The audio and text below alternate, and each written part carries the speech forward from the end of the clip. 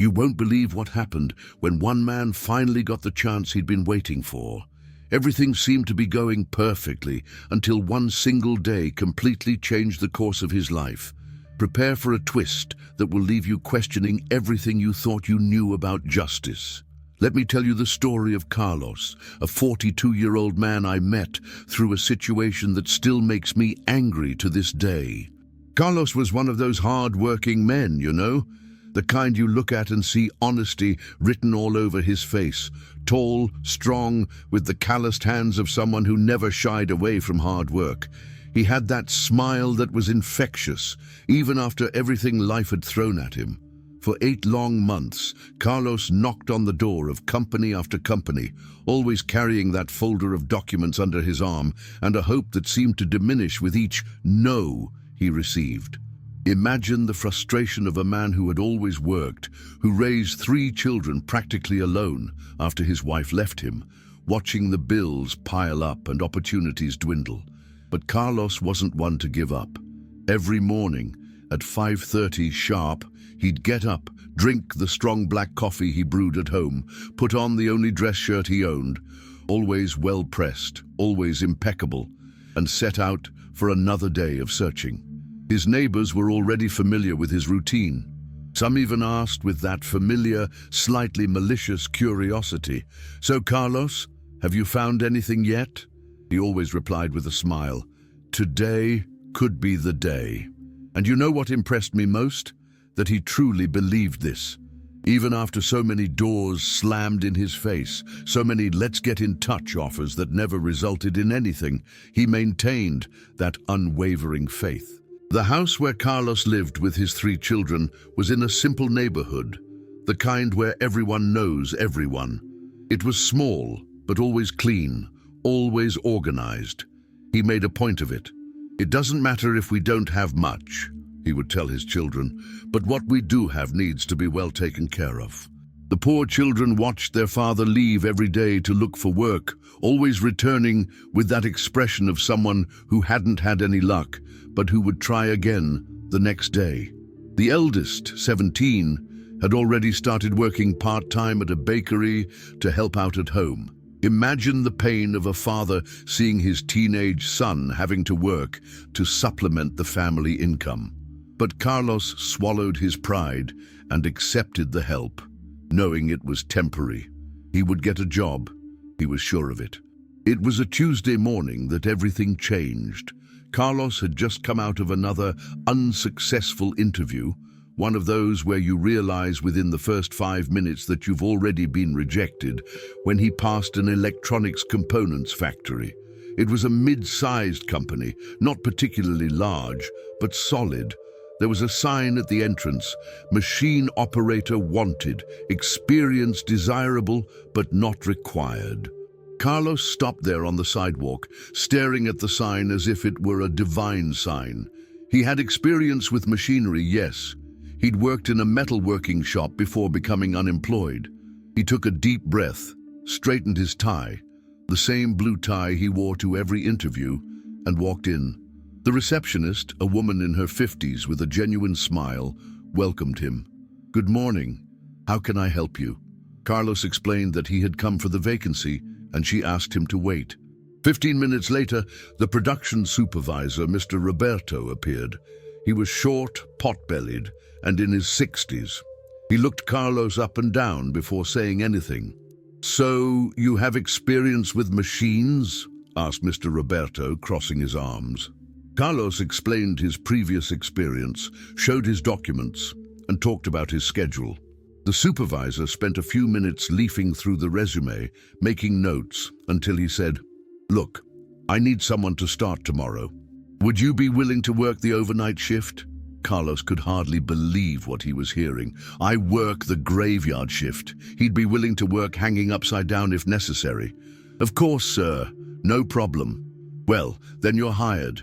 You start tomorrow at 11 o'clock at night.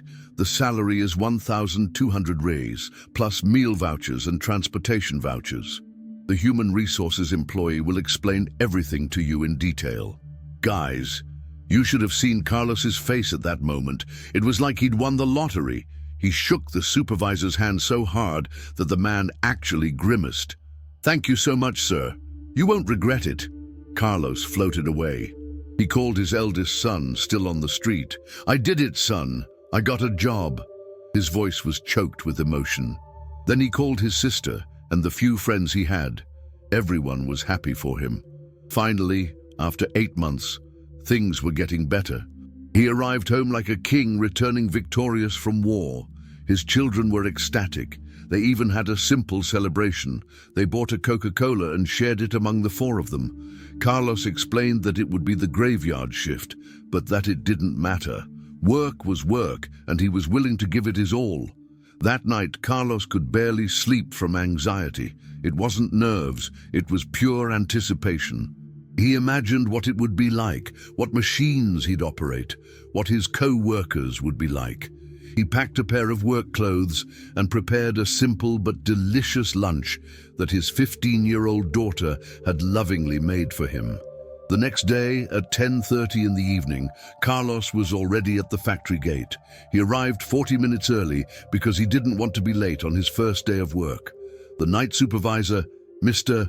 Antonio, a serious but fair man, welcomed him and introduced him to the other workers on the shift. The team was small. Besides Carlos, there were 3 other operators, all older men who had worked there for years. At first, Carlos noticed a certain distance from his colleagues, nothing hostile, but rather that natural reserve of someone who doesn't know a new person yet. He understood perfectly. That's how it is in any new place. Antonio took Carlos to see the machine he would be operating. It was a modern, computerized plastic injection molding machine, quite different from the old machines he knew from the metalworking shop. "This one is your responsibility," the supervisor said. "It's a sensitive machine. It requires constant attention. If there's a problem, you call me immediately, understand?" Carlos spent about 20 minutes watching the machine in operation, observing the production cycle, understanding the controls. It was more complex than he'd imagined, but nothing he couldn't learn. The supervisor stood by, explaining the details, showing him where the emergency buttons were and explaining the safety procedures. "Look here, Carlos," Mr. Antonio said, pointing to some numbers on the machine's digital display. "These numbers are the temperature and pressure parameters. They can't vary much, understand? If they go outside this range, you stop the machine immediately and call me." Carlos wrote everything down in a small notebook he always carried. He asked questions, asked for some explanations to be repeated, and showed genuine interest in learning thoroughly. His supervisor was impressed with his dedication. The first night of work flew by. Carlos focused on the machine, observing every detail, every sound, every movement. The machine produced small parts, components for electronic devices. Production had to be constant, without unnecessary downtime, because the company had strict contracts to fulfill. During the break, Carlos tried to strike up a conversation with the other operators. They were cordial, but still a bit reserved. Normal, he thought. Over time, trust would come naturally. One of them, named João, even commented, "You seem to understand machines, man. That's good. We've had people here who didn't even know where the power button was." When his shift ended at 7 in the morning, Carlos was tired but satisfied. He'd managed to operate the machine without any problems, had produced within his target, and hadn't caused anyone any headaches. Antonio even complimented him. "First night, and you've already got the hang of it, just the way I like it." Carlos arrived home with that good feeling of accomplishment.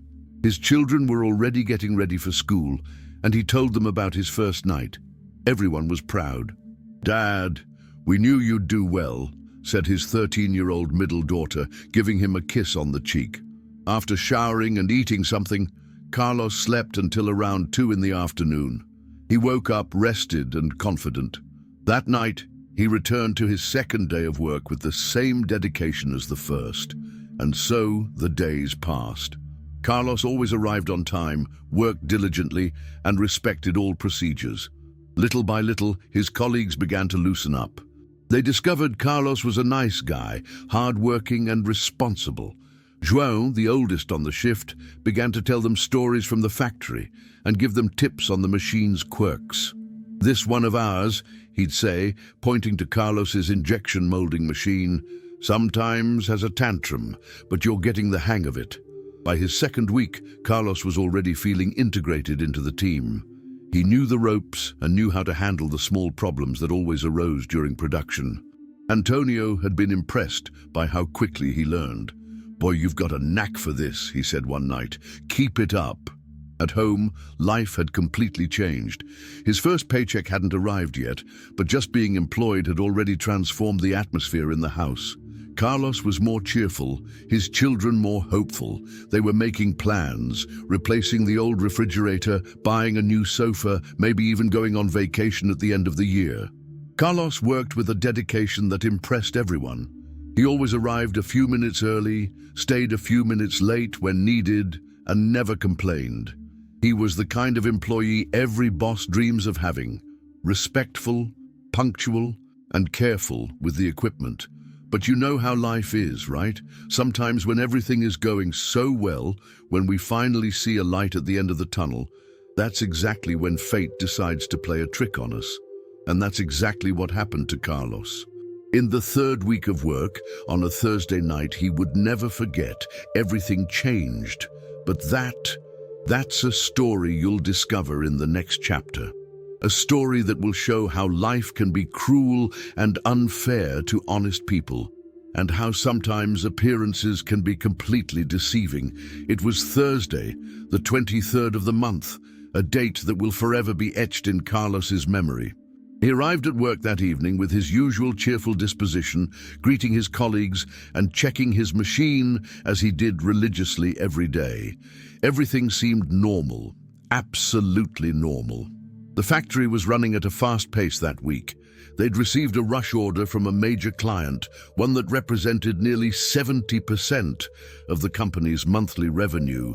It was one of those situations that makes everyone tense, when you know it can't go wrong, that any problem could be very costly. Carlos was operating his injection molding machine with the same dedication as always. The machine was working perfectly, churning out those small electronic components at an impressive speed. The constant roar of the engine, the repetitive cycle of injection and ejection of the parts, everything ran like a Swiss clock. Around 2 in the morning, Carlos noticed something strange. A strange noise coming from the machine, a sound he'd never heard before. It was subtle, almost imperceptible, but Carlos already knew his machine like the back of his hand.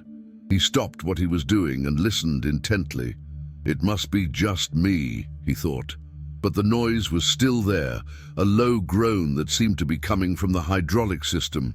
Carlos checked the digital display. All parameters were normal. Temperature okay, pressure okay, cycle speed within standard limits. Everything seemed to be working perfectly. Even so, he decided to call Mr. Antonio. Always better safe than sorry, right? The supervisor was on the other side of the warehouse checking some production spreadsheets. "Mr. Antonio," Carlos called, "can you come here for a minute? I hear a strange noise in the machine." Antonio came over and listened for about 5 minutes, looking at the panel, checking the external components. "I don't hear anything unusual, Carlos. Are you sure?" Carlos was unsure. Was he imagining things? "Maybe I'm just paranoid, Antonio. Sorry to bother you." "No, you did it right," said the supervisor. "Better check it out. If anything goes wrong, call me again." And he went back to his work. Carlos continued working, but the noise lingered in his head. He stopped occasionally to listen, but the sound seemed to have faded. Perhaps it was just his imagination. The night was going well, production was on target, and the pieces were coming out with perfect quality. At 4:30 in the morning, with 2.5 hours left on his shift, the unthinkable happened. Carlos was adjusting the height of the side table when he heard a loud bang from the machine, a sharp, loud noise, followed by an eerie silence. The machine stopped. It just stopped working. Carlos ran to the control panel.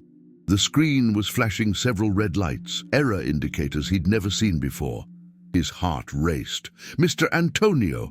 Mr. Antonio! Please!" he shouted across the warehouse. The supervisor came running, along with the other operators. Everyone gathered around Carlos's machine, watching the red lights flashing like emergency sirens. Antonio tried to reset the system, but nothing happened. The machine was completely frozen. "What did you do, Mr.?" Antonio asked, his voice irritable, something Carlos had never heard before. "I didn't do anything different from what I always do," Carlos replied, feeling a cold sweat run down his back. The machine was working normally, then suddenly it made this noise and stopped. Joan, the oldest operator, walked over and began examining the outside of the machine. "Look here," he said, pointing to a puddle of oil on the floor. "Hydraulic oil leaked. This looks like something was pushed too far." Carlos felt his world spin. "But I didn't force anything. I was just adjusting the table like you taught me." His voice was starting to crack, a mix of desperation and panic taking over. Antonio called the production manager, even though it was 5 in the morning. The conversation was tense. The manager's voice was raised on the other end. "Yes, sir. I understand. I'll check everything here." The new employee. "Yes, sir." When he hung up the phone, so Antonio's gaze toward Carlos had completely changed. It was no longer the look of trust and approval he'd had in recent days. It was a look of distrust, almost accusation. "Carlos, are you absolutely sure you didn't touch anything you shouldn't have?" The question was so serious that it made Carlos's stomach churn. "Mr. Antonio, I swear on my children's health that I didn't do anything wrong. I was just working normally as I always do." But the evidence was all there. The machine stopped. The oil spilled on the floor, the error indicators flashing like silent accusations. And Carlos was the only one responsible for that machine, the last one to touch it before the problem occurred. The other operators began to subtly back away. It wasn't intentional, but you know how it is, right? When a situation like this happens, people instinctively protect themselves, creating distance to avoid being associated with the problem. At 6 in the morning, the production manager, Mr. Marcus, arrived, a tall, thin man in his 50s, always very serious. He examined the machinery for about 20 minutes, asked Mr. Antonio several questions, and looked over the night's production reports. "Where's the operator in charge?" he asked, his voice cutting through the air like a razor. Carlos approached, his legs shaking, his mouth dry. "It was me, sir. But I didn't do anything wrong. I can explain." "Explain what?" the manager interrupted. "You damaged a machine that cost 200,000 reais, a machine that was working perfectly until you put your hands on it." Each word was like a stab in Carlos's chest. "Mr. Marcus, with all due respect, I didn't damage anything. The machine started making a strange noise. I even called Mr. Antonio to check, but—" "Strange noise?" the manager interrupted. "And why didn't you stop the machine immediately?" Carlos was speechless. It was true. He should have stopped the machine when he noticed the first sign of trouble, but it all seemed so small, so insignificant. I thought it was nothing serious. The parameters were all normal on the panel." The manager shook his head disapprovingly. "Inexperienced employee. I knew hiring someone without specific experience with this type of machine would cause problems." Guys, you should have seen Carlos's face in that moment. It was like he'd been punched in the gut. 3 weeks of dedicated work, always arriving on time, giving his best, and now he was being treated like an irresponsible incompetent. The manager continued his investigation. He reviewed the machine's maintenance records, spoke with other employees, and analyzed production data from the past few weeks. Everything pointed to the same conclusion. The machine had been working perfectly until Carlos took over. At 7 in the morning, when the shift was supposed to end, the manager called Carlos in for a private conversation. "Look, Carlos, I'm going to be straight with you. This machine was producing without problems for months. You get here, and 3 weeks later it breaks down. It could be a coincidence, but it is a coincidence, sir. I did nothing wrong. The problem, Carlos, is that coincidence or not, the machine broke down on your account, and now we've lost all of this month's production. Do you know how much of a loss that represents? Carlos shook his head, feeling tears begin to form in his eyes. I don't know, sir. More than 80,000 reais in lost products, not to mention the cost of repairing the machine, which could reach 15,000. And then there's the contractual fine we'll have to pay the customer because we won't be able to meet the delivery deadline. The math was simple and cruel. Carlos, with his salary of 1,200 reais, could never compensate for a loss of this magnitude. But the implication was clear. He was responsible for all of it. Mr. Marcus, I beg you to believe me. I didn't sabotage anything. I didn't do anything out of malice. I need this job. I have 3 children to raise. Sabotage? The manager repeated, raising an eyebrow. Who said anything about sabotage? I'm talking about incompetence, carelessness, negligence. But Carlos realized he'd used the wrong word. By mentioning sabotage, he'd planted a dangerous seed in the manager's mind. And he could see in the man's eyes that the seed was beginning to germinate. You know what, Carlos? I'm going to call a specialized technical team to examine this machine. We're going to find out exactly what happened here. And depending on what we find, this could become a police case. A police case. The words echoed in Carlos's head like a death knell. He who only wanted to work honestly, support his family, and start his life over, was now being threatened with criminal prosecution. In the meantime, the manager continued, you are suspended. No pay, no benefits, until we clarify this situation. Carlos felt his legs give out. 3 weeks of honest work, and now he was suspended without pay, under suspicion of sabotage. Mr. Marcus, I beg you, the decision has already been made, Carlos. Go home and wait for us to contact you. Carlos left the factory that morning like a convict leaving the courthouse. His co-workers looked at him with that mixture of pity and distrust he knew well from his time without a job. Only now, it was worse. Much worse. On the bus home, Carlos wondered how he was going to tell his children, how he was going to explain that he'd lost the job they'd worked so hard to earn, how he was going to look them in the eye and tell them that Dad had failed them again. His 13-year-old middle daughter was getting ready for school when he arrived. Hi, Dad. How was work today? The innocent question was like a sharp blade to his heart. It was normal, honey. Go get ready. You're going to be late. All day long, Carlos couldn't sleep. He lay in bed, staring at the ceiling, reliving every moment of that terrible night. Had he really done something wrong? Had he overlooked some important detail? He rethought every movement, every adjustment he'd made to the machine. He'd followed every procedure he'd been taught, had done everything exactly as he'd done the previous days. So why had the machine broken that night? Why on him? That afternoon, when his children returned from school, Carlos finally told them the truth. Their reaction was devastating. The oldest, 17, who was already working at the bakery, hugged his father and said, Dad, I know you didn't do anything wrong. We'll get through this. But Carlos saw in his children's eyes the same hopelessness he felt. It was as if life had played another cruel trick on them, just when things were starting to look up. In the following days, the news spread through the neighborhood. Neighbors began to comment, each with their own version of events. Some defended Carlos, saying he was an honest, hard-working man. Others whispered conspiracy theories, insinuating that perhaps he had sabotaged the machine for some obscure reason. The psychological pressure was unbearable.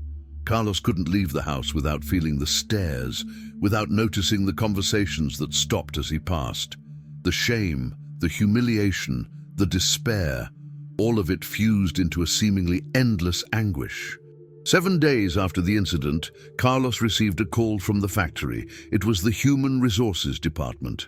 Mr. Carlos, I need you to come here tomorrow at 2 o'clock for a meeting with management. The employee's tone was cold, formal, and frightening.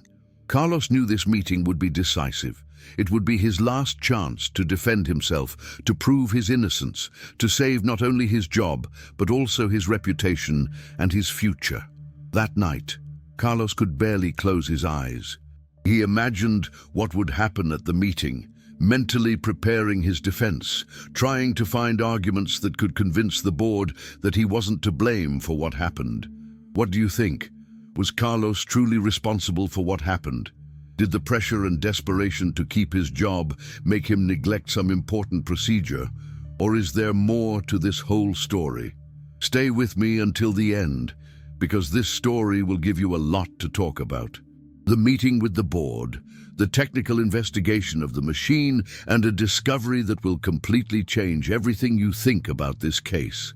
Don't look away, because the truth behind this story is much more surprising than you imagine. And I guarantee the twist that's coming will leave you speechless. The meeting was scheduled for 2 p.m. on a Tuesday. Carlos would never forget. He woke at 6 a.m, even though he didn't have work to go to, because he simply couldn't sleep. His stomach was churning, his hands sweating, his head pounding with 1,000 different thoughts. Carlos took a long shower, shaved carefully, and put on his best clothes, the same dress shirt and blue tie he wore to job interviews. If he was going to be judged, at least he would be presentable. His youngest daughter, 13, prepared a hearty breakfast for him, even though she knew he would barely be able to keep it down. "Dad, you'll figure this out," she said, kissing him on the cheek. "We believe in you." Her daughter's words were like a balm to Carlos's broken heart, but at the same time, they increased the pressure he felt. He couldn't let his children down again. He arrived at the factory an hour early. He stood outside, looking at the building that for 3 weeks had represented hope and now looked like a courtroom where he would be judged. He watched the employees come and go. Some he knew from the morning shift. Some greeted him with an awkward wave, others simply looked away. At 2 o'clock sharp, Carlos showed up at reception. The same lady who had greeted him on the first day, Donna Maria, looked at him with that expression of someone who felt sorry for you but couldn't do anything to help. "Good afternoon, Carlos. They're waiting for you in the meeting room." The meeting room was on the 2nd floor. Carlos climbed those stairs as if he were climbing to the scaffold. Each step weighed a ton. When he reached the door, he paused for a moment, took a deep breath, and knocked. "Come in," came an authoritative voice from the other side. Inside the room were 5 people: the production manager, Mr. Marcus, the company director, Mr. Paulo, the human resources coordinator, Mrs. Sandra, and 2 people Carlos didn't know, a man in a grey suit and a woman with a folder full of documents. "Sit down, Carlos," the director said, pointing to a lone chair on the other side of the table. It was a large, dark wooden table, and Carlos felt like a defendant in a courtroom. All eyes were fixed on him, heavy, inquisitive. The director, Mr. Paulo, was a man in his 60s with graying hair, glasses, and a serious expression that seemed carved in stone. He opened the meeting by getting straight to the point. "Carlos, you know why you're here.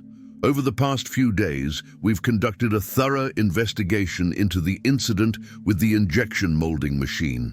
Carlos nodded, his throat too dry to speak.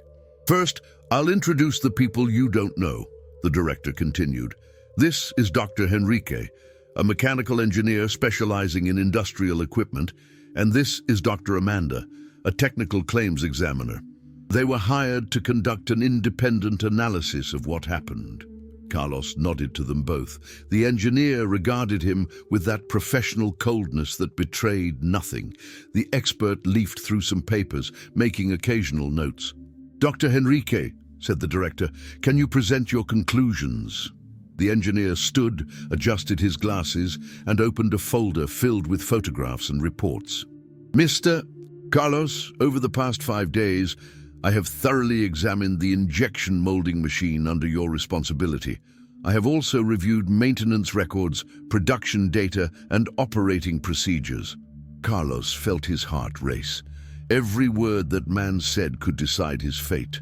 The machine experienced a catastrophic failure in its hydraulic system, the engineer continued. Specifically, there was a rupture in the pressure control valve, which caused an oil leak and a complete shutdown of the equipment.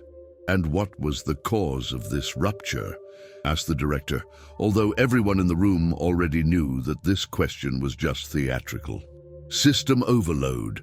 The valve was subjected to a pressure far exceeding the manufacturer's recommended limit." The engineer showed some photographs of the damaged valve. "See the signs of deformation here? This doesn't happen naturally.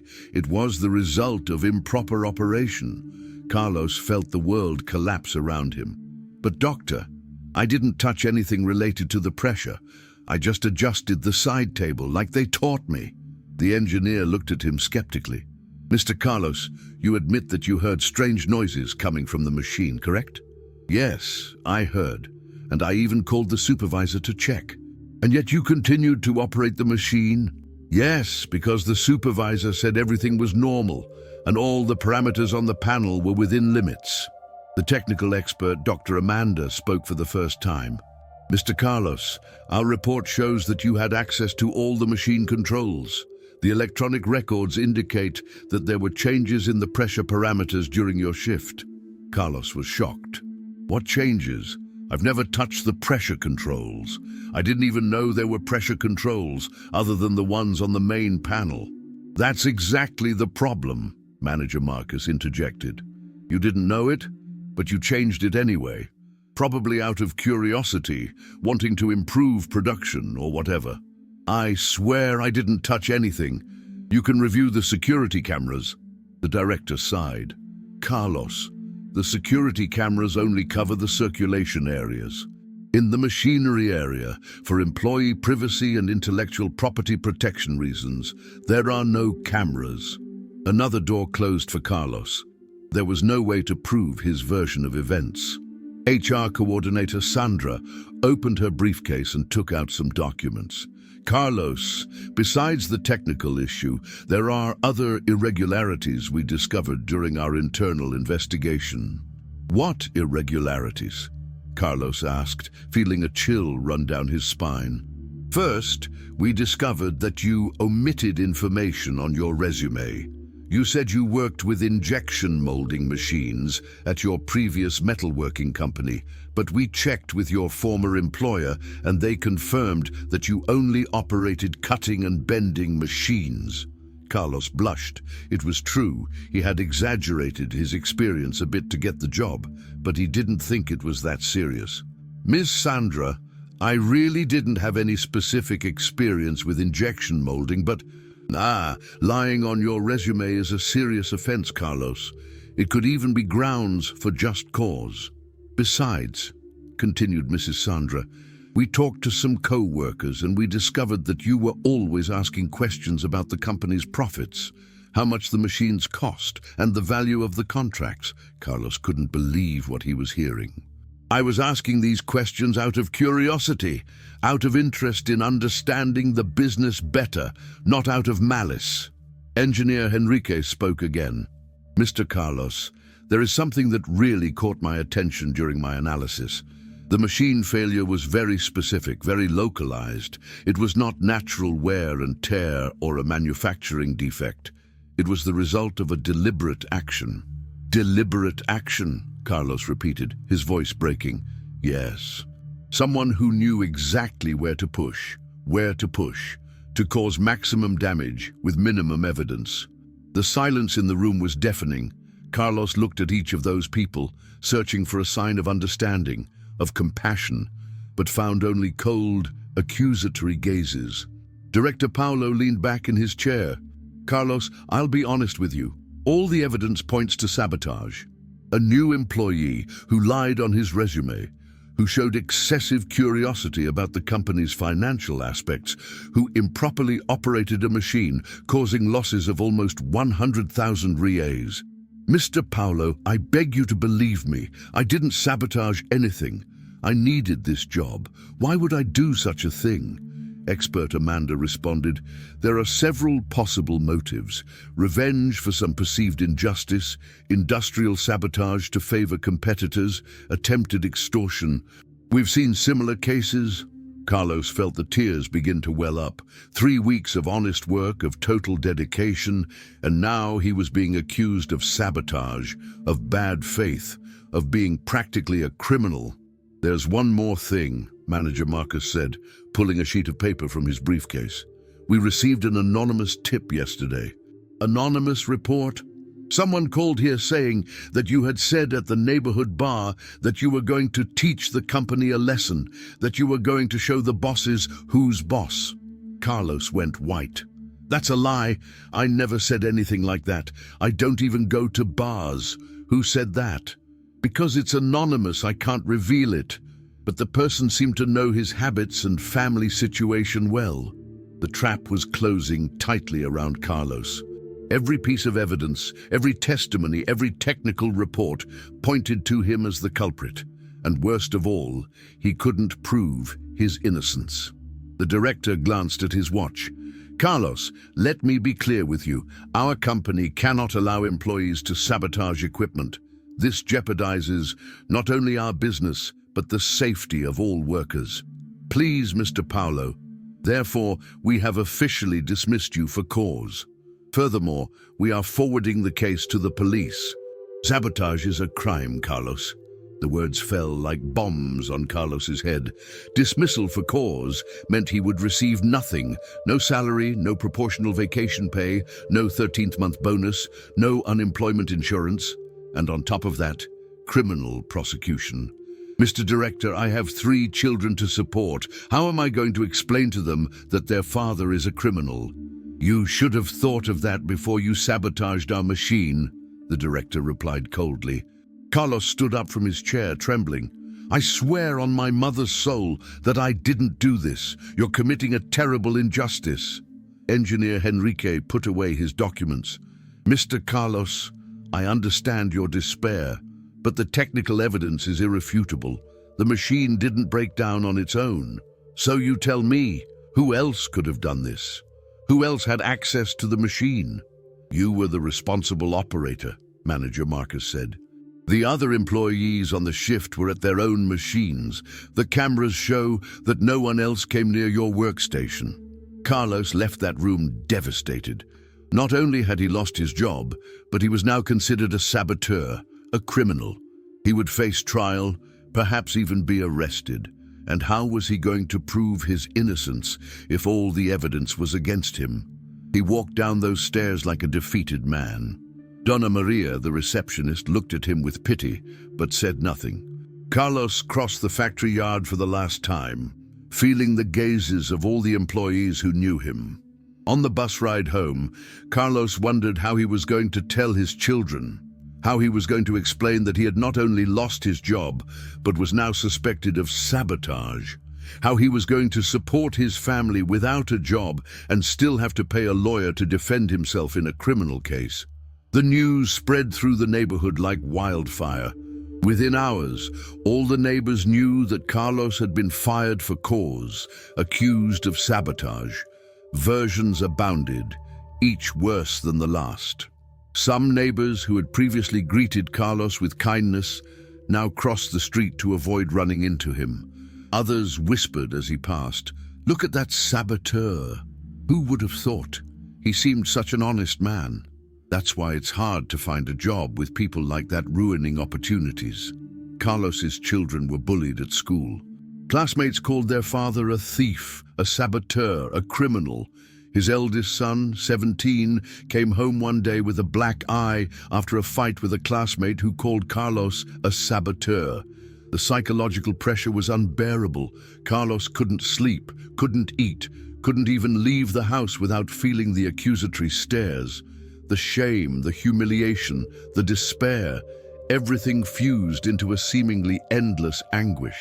2 weeks after the meeting, Carlos received a summons from the police. He had to report to the station to testify about the crime of sabotage and damage to property. The nightmare was becoming reality.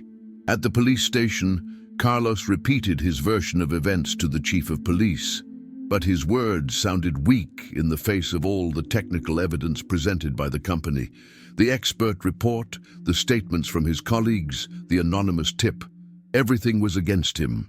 "Look, Carlos," said the police chief, an experienced man of about 50, "I've seen many cases like this. An employee gets upset about something in the company and decides to take revenge. The problem is that you never think about the consequences. Officer, I swear I didn't do it." "Everyone swears, Carlos. Everyone is innocent in here, but the evidence speaks for itself." Carlos left the police station knowing he was going to be indicted. The police chief had made it clear that the case was solid, that there was enough evidence to prosecute him. Now I ask you, given so much evidence, was Carlos truly innocent? Would a man desperate for work be capable of sabotaging his own machine, or is there something we still don't know about this story? Let us know in the comments what you think really happened. Do you believe Carlos's version, or do you think he actually sabotaged the machine? Because the truth behind this story is far more surprising than anyone could have imagined. And I guarantee you that the revelation that's coming will completely change everything you think about this case. Stay with me, because the next chapter will reveal the shocking truth behind this entire situation. He barely left the house, unable to look his children in the eye without feeling a searing pain in his chest. The criminal case was ongoing, and all signs pointed to a conviction. But you know how life is, don't you? Sometimes when all seems lost, when there's no hope left, that's exactly when the truth decides to appear. It was a Monday morning when everything changed. Carlos was at home, trying unsuccessfully to find a lawyer who would defend his case because everyone he contacted was asking for a fee he could never afford, when the phone rang. "Hello?" Carlos answered with a tired voice. "Carlos, this is João from the factory." Carlos was surprised. João was the oldest operator on the shift, the one who had always been the friendliest to him. But since the incident, no former colleague had contacted him. "Hi, John, how are you?" "Look, Carlos, I need to tell you something very important. Can you come over to my house? It's better if we talk in person." Something in João's tone of voice made Carlos's heart race. It was urgency, but also hope. An hour later, Carlos was in João's simple home, in a small but cozy room. João offered him coffee and got straight to the point. "Carlos, I haven't been able to sleep well since what happened to you, because I know you didn't do that." "John, let me go first. The night the machine broke, I saw something I didn't tell anyone about. I didn't tell anyone about it because I didn't want to get into trouble, you know." Carlos sat on the edge of his chair. "What did you see?" "Around 1 in the morning, I saw Marcos, that engineering intern, fiddling with his machine." "Marcos?" "Yeah, that young guy, the technical director's son. He showed up at the warehouse saying he was taking some measurements for a college report. He spent about 20 minutes fiddling with the machine." Carlos's mouth dropped open. "But why didn't you tell me this before?" "Man, Marcos is the technical director's son. Who would believe me against him? And besides, at the time, I didn't think it was anything serious. It was only later, when the machine broke, that I started to suspect." "John, this changes everything. We need to tell the police." "Well, Carlos, last night I couldn't take it anymore and decided to look for you. I can't let an honest man pay for something he didn't do." Carlos hugged João with tears in his eyes. Finally, a light at the end of the tunnel, a hope of proving his innocence. That same day, Carlos and João went to the police station. The police chief initially received the information with skepticism. "João, why didn't you tell us this before? The case has been under investigation for almost a month." "Chief, I was scared. Marcos is the son of the company's technical director. I thought no one would believe me." The police chief made some notes.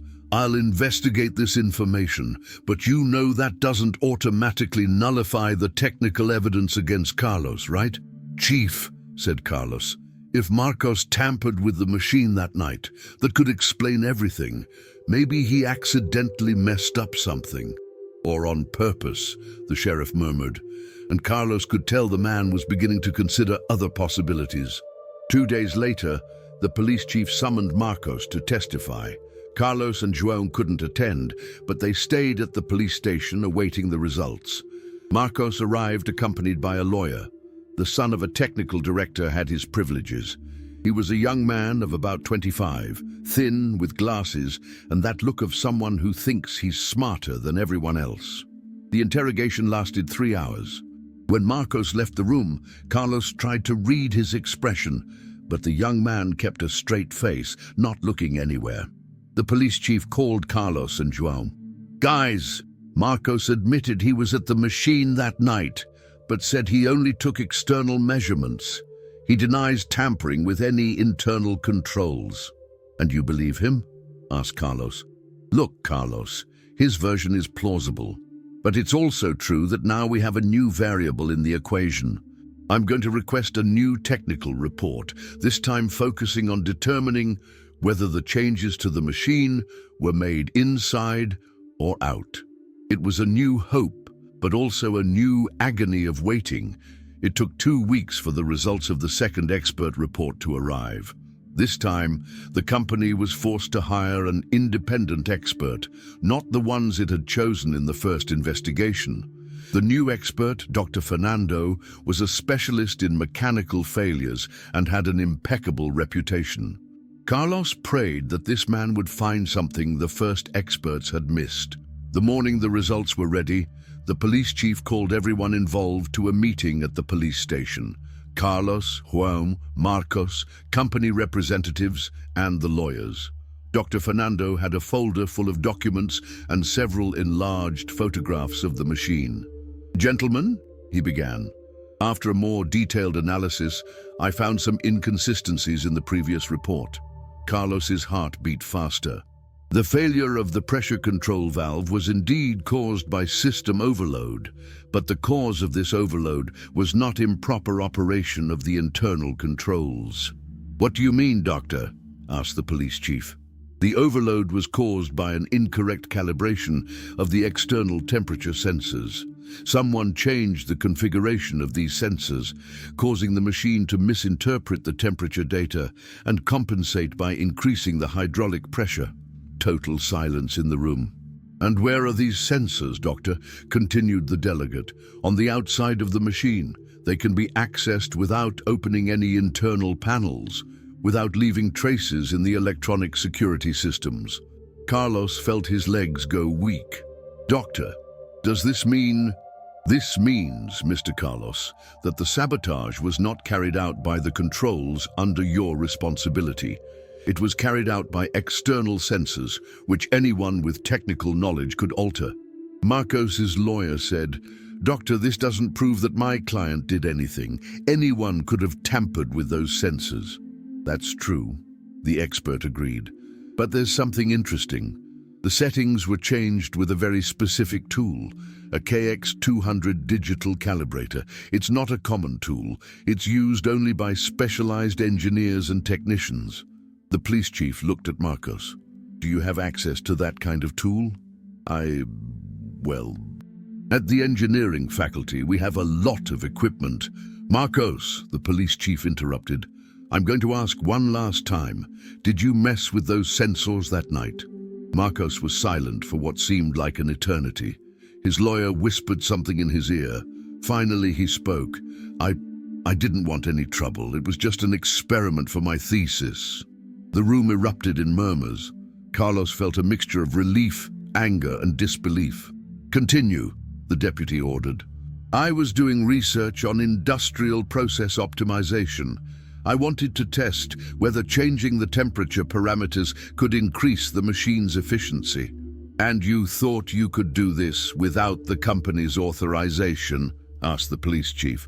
I thought if it worked, it would be an important contribution. If it didn't, I would fix it before anyone noticed." "But it went wrong, and you didn't fix it in time." I didn't know it would cause such a serious failure. When the machine broke, I was desperate, but I didn't know how to explain it without admitting I had tampered with it without authorization." The company representative, who had remained silent until then, exploded. "You let an innocent man be accused of sabotage. You destroyed a family's life. I didn't know they were going to accuse Carlos. I thought they were going to find out it was a machine defect." Carlos rose from his chair, shaking with anger and emotion. "You knew, Marcos. You knew, and you stood by while I was humiliated, while my children were bullied at school, while I was treated like a criminal. Carlos, I'm so sorry. I really didn't mean to." "Are you sorry?" Carlos shouted. "Are you sorry? You destroyed my life, my reputation, my family." The police chief pounded on the table. "Order! Marcos, you are under arrest for perjury and sabotage, and you will compensate Mr. Carlos for all damages." Marcos was led away in handcuffs. His lawyer chased after him, making threats about habeas corpus and other legal matters, but he couldn't change the fact. The truth had finally come out. The company representative approached Carlos. "Mr. Carlos, on behalf of the company, I apologize for the misunderstanding. Obviously, we will review your termination and—" "Review?" Carlos interrupted. "You publicly humiliated me. You accused me of sabotage. You destroyed my reputation, and now you want to review the situation? Mr. Carlos, we understand your anger, but you don't understand anything. You condemn me without properly investigating. You believed biased reports. You listened to anonymous complaints." João, who had been the key to the entire turnaround, put his hand on Carlos's shoulder. "Calm down, Carlos. The important thing is that the truth is out." Carlos looked at João with infinite gratitude. "João, if it weren't for you, if you hadn't had the courage to speak up—" "Carlos, we have to help each other, right? I couldn't let such an injustice go by." The police chief organized the papers on the table. "Mr. Carlos, you are formally acquitted of all charges. I will provide the documentation for you to use in your compensation lawsuits against the company."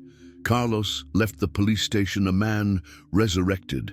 The truth had prevailed, justice had been served, his innocence had been proven, but the scars of that nightmare would remain forever. On the way home, João asked, "What now, Carlos? Are you going back to the company?" Carlos looked up at the blue sky, took a deep breath, and smiled for the first time in weeks. "No, João. I don't want to work in a place where I was treated like a criminal anymore. But now, at least, I can look for a job with my head held high, knowing I'm innocent." The truth had finally triumphed. Carlos was innocent. The machine had been sabotaged, yes, but not by him. For an arrogant young man who wanted to play scientist with other people's equipment and then left an honest man to pay the price for his irresponsibility. This is the truth behind this whole story. A truth that nearly cost an innocent man his freedom and dignity. When Carlos arrived home that afternoon, after learning the truth at the police station, his 3 children were waiting in the living room. They had seen from the movement in the neighborhood that something was happening. After all, in a small town, news travels faster than the wind. "Dad?"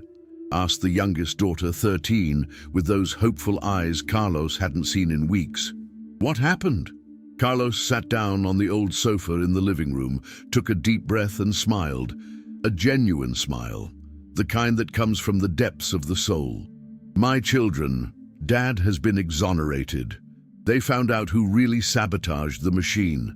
The explosion of joy was instantaneous. The 3 children threw themselves on Carlos, hugging, crying, laughing all at once. It was as if a dark cloud that had been hanging over the house for over a month had finally lifted. "I always knew you were innocent, Dad," said the eldest son, 17, trying to hide his tears. "I always knew."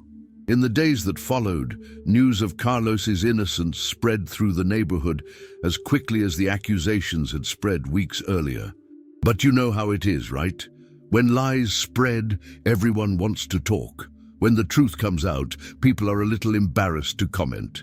Some neighbors came to apologize. Dona Conceição, the neighbor from next door, appeared with a chocolate cake, her specialty, and said with her eyes downcast, "Carlos, forgive me for doubting you.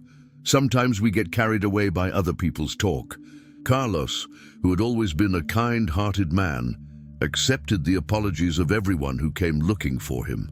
But there were other neighbors who simply disappeared, who changed sidewalks when they saw him passing, who didn't have the courage to admit they had misjudged him. A week after the truth was revealed, Carlos received an unexpected call. It was the company's lawyer, Dr. Raul, a man in his 50s who spoke with the exaggerated formality typical of someone who works in legal matters.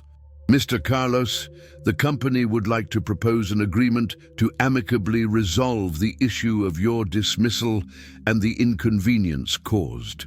Carlos went to the lawyer's office accompanied by João, who remained his friend and unwavering supporter. The office was in a small but well-appointed office space with that smell of paper and ink that all law firms have. Mr. Carlos, Dr. Raul began, our proposal is as follows. Immediate reinstatement to your position, payment of all salaries for the period you were away, plus compensation of 10,000 rees for moral damages. Carlos was thoughtful. It was a reasonable proposal from a financial standpoint, but there was something deeper at play. Dr. Raul, I appreciate the offer, but I no longer want to work for a company that treated me like a criminal without properly investigating. Mr. Carlos, I understand your position, but think about your children, your financial needs. Doctor, Carlos interrupted, I'd rather work carrying bags of cement than return to a place where I was publicly humiliated. But I accept compensation for moral damages, as long as it's a fair amount for the suffering they caused me. After some negotiations, they reached an agreement. Carlos would receive 25,000 reais in compensation for moral damages, plus payment of all the labor rights he had lost due to his dismissal for just cause. It was enough money for him to get back on his feet, look for a new job with peace of mind, and most importantly, restore the dignity that they had tried to take from him. 3 months after the nightmare ended, Carlos landed a job at an auto parts company. This time, he was hired with a formal contract, a better salary than before, and most importantly, he received the respect every worker deserves. The new company's manager, Mr. Augusto, was a simple man, hard-working like Carlos, who understood the value of an honest and dedicated employee. Carlos, he said on his first day, here we value those who work hard. Your reputation precedes you. Everyone knows you're a man of character. It was comforting to know that despite all the suffering, her honesty had been recognized by those who truly mattered. And what about Marcos? The young man who caused all that trouble was sentenced to 2 years in semi-open prison and ordered to pay compensation to both Carlos and the company. He had to drop out of college and lost the promising future his father had built for him, all because of a crazy experiment he performed without permission. The irony is that the thesis he wanted to write was on ethics in engineering. Sometimes life has these contradictions that make us reflect on people's character. João continued working at the factory, but now he was respected by his colleagues as the man who had the courage to speak the truth, even when it was more comfortable to remain silent. He and Carlos became lifelong friends, the kind of friendship that grows through hardship and grows stronger with time. João, Carlos once said when they met for coffee, if it weren't for your courage in speaking the truth, I would be in jail today, convicted of a crime I didn't commit. Carlos, João replied with the simplicity of good men. We have to do what is right, regardless of the consequences. My mother always taught me that. Today, 2 years after this whole story, Carlos is well employed. His children are studying, including the oldest who got a scholarship to a technical college, and the family has regained the peace they had lost in those terrible days.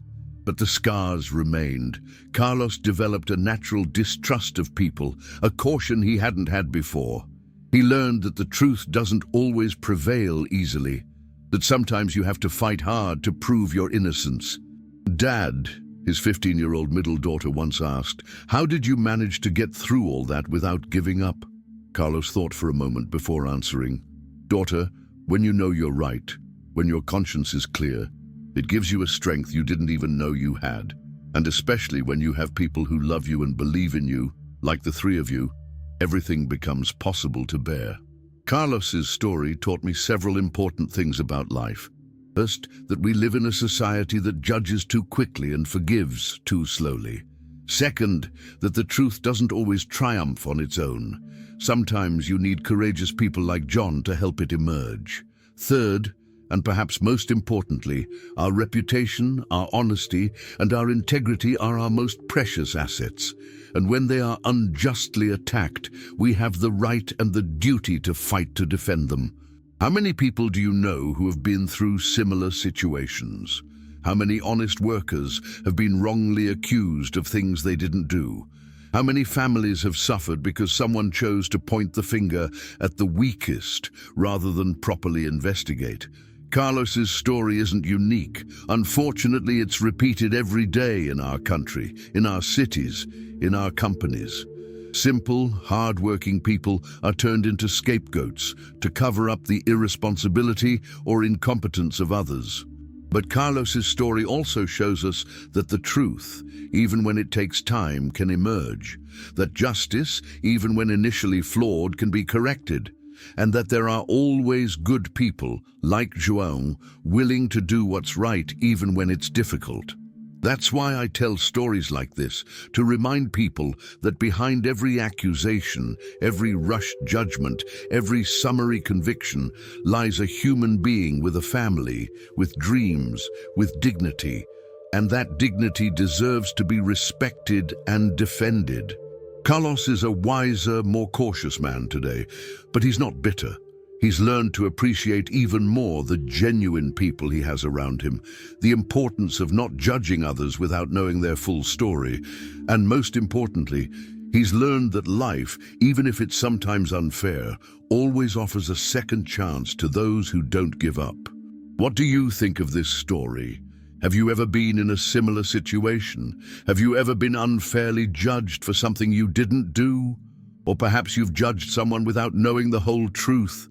Leave your opinions in the comments. Share your own experiences and your reflections on this story. And if you enjoyed the narrative and were moved by Carlos's fight for his innocence, don't forget to subscribe to the channel. Here you will always find real stories like this, stories that make us reflect on life, on justice, on the importance of always seeking the truth before judging anyone. And don't miss the next video, where I'll tell another impressive story of overcoming adversity and justice, a story that will move you as much as Carlos's did. Until next time, and remember, never judge a book by its cover, and never condemn a person without knowing their whole story.